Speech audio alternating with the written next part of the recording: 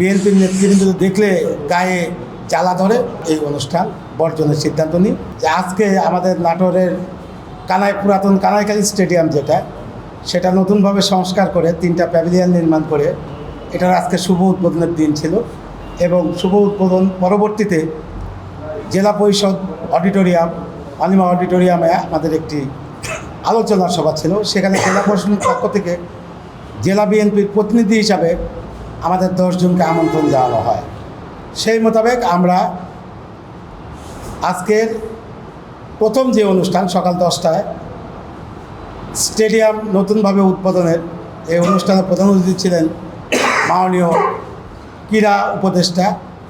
সেখানে আমরা উপস্থিত হবার পরে আমরা যখন ক্রীড়া উপদেষ্টা আমাদের জেলা প্রশাসক মহোদয়, এসপি মহোদয় সহ অন্যান্য যারা সচিব মহোদয় যারা ছিলেন তাদের কাছে আমরা যখন বসুন্ধরা টিস্যু অশুদ্ধতার বিরুদ্ধে এক বিন্দুও ছাড় নয় যেতে যাই, তখন হঠাৎ করে ডিবির ওসি এবং ডিবির অন্যান্য কর্মকর্তারা আমাদেরকে বাধা প্রদান করে।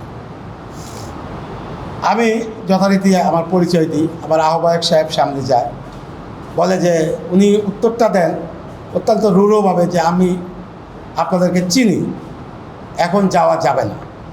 আমাদের প্রশ্ন হলো, আমরা একটি বড় রাজনৈতিক দলের প্রতিনিধিত্ব করি, আমরা তো সেখানে বিনা দাওয়াতে যাই নাই। আমাদেরকে দাওয়াত দিয়ে নেওয়ার পরে একজন পুলিশ কর্মকর্তা কী করে আমাদের বাধা সৃষ্টি করে, এটা আমাদের কাছে অত্যন্ত বিব্রতকর মনে হয়েছে এবং তার আচরণে আমরা বিব্রত বোধ করেছি এবং তাৎক্ষণিকভাবে আমরা ওই অনুষ্ঠান স্থল ত্যাগ করেছি। সিদ্ধান্ত নিয়েছি যে আমরা এই অনুষ্ঠান বর্জনের সিদ্ধান্ত নিই এবং সেখান থেকে আমরা চলে আসি। আমার কেন জানি মনে হয়েছে যে পুলিশ কর্মকর্তা আমাদের সঙ্গে যে ব্যবহারটা করেছে উনি আমাদেরকে বলতে পারতো ওইভাবে যে এখানে ঢোকা নিষেধ। আর নিষেধ হওয়ার তো কথা না, আমাদেরকে ওনারা চিনেন, তাহলে কি ধরে নেব যে তারা কোনো পুলিশ কর্মকর্তা এখনও বিএনপির নেতৃবৃন্দ দেখলে গায়ে জ্বালা ধরে? যদি তাই হয় তাহলে এহেন প্রেতাত্মাদের আমরা অতি সত্বর অপসারণ চাই।